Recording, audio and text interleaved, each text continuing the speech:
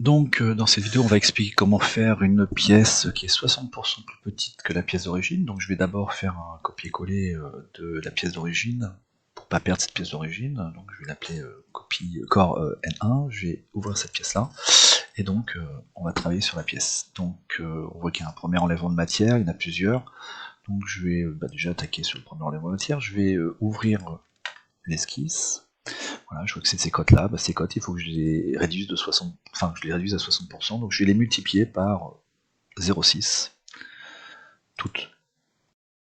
Donc on peut directement faire les calculs à cet endroit là, c'est assez pratique, ça m'évite de faire les calculs sur une autre calculatrice.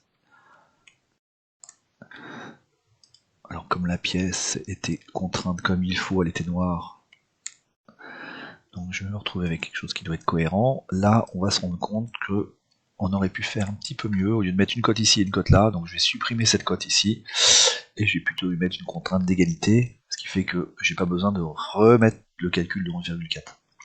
Voilà, donc ça c'est ma première pièce, enfin ma première fonction, hop, je valide, je fais fin, j'ai réduit ça. On voit que maintenant c'est plus du tout la même forme.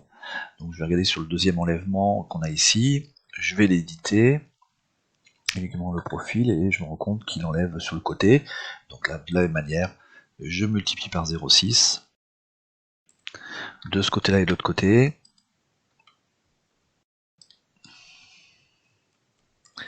et le 6 qu'on a ici est multiplié par 0,6.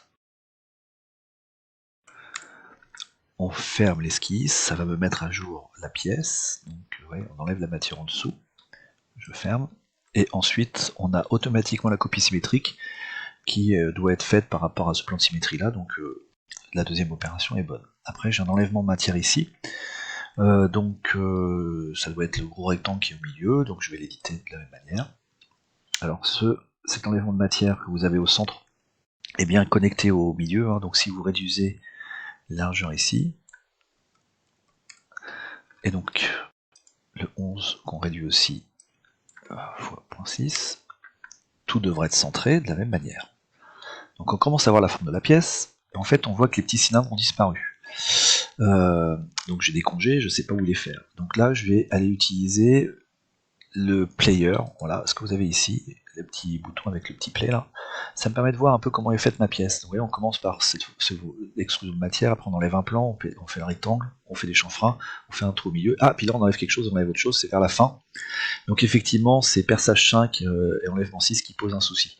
Donc moi je mets bien mon curseur à la fin, hein, ici, et j'arrête, donc je reviens sur mon arbre de construction, donc c'est le bouton tout en haut, voilà, hop, voilà, je clique pas mais je reviens ici, et je sais que le perçage 5 pose un souci. Donc je vais aller tout de suite le modifier. En fait on se rend compte qu'il y a un diamètre 24, et vous avez deux trous, en fait le trou le plus large, en fait il enlève toute la matière tout simplement. Donc je dois aller éditer les fonctions, les options de perçage. Ici on a 10 fois 0,6, ça fera 6. Là on a 24 fois 0,6. Donc j'enlève les millimètres fois 0,6. Je rappelle que moi j'ai des points pour le séparateur décimal. Des fois, sur certains ordinateurs, ce sont des virgules. Donc je fais OK, voilà, on voit maintenant un petit trou. Ah, par contre, oui, bah c'est tout bon, voilà. Je fais fin. L'autre côté, j'ai à peu près la même chose, donc je vais sur l'enlèvement 6, je l'édite. Bon, je peux directement éditer les cotes, hein, s'il y a des cotes, ouais, 10, ça va me faire 6. Et j'oublie pas qu'il y a un 24 que je dois multiplier par 0,6. On commence à voir notre pièce, et là, le dernier perçage. Ici, ce perçage-là, si je vais le sélectionner, voilà. Donc, qui doit partir sur le plan, on sait pas exactement, donc on va en fait l'éditer.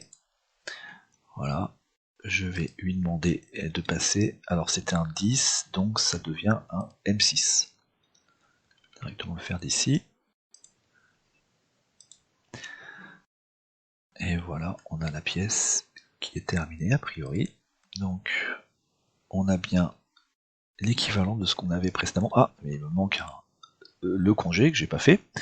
Donc le congé, la cote c'était 0,5, donc je le multiplie par 0,6. Voilà. Alors le congé, on est d'accord, hein, il est fait des deux côtés, hein, donc j'ai modifié un, mais j'ai modifié la cote de 1, mais les deux sont faits. Et puis j'ai l'enlèvement au milieu. Pareil, je vais faire apparaître les cotes. 13 fois 0.6. Et voilà, le corps est complètement terminé. Donc on va l'enregistrer. Et on a terminé notre travail.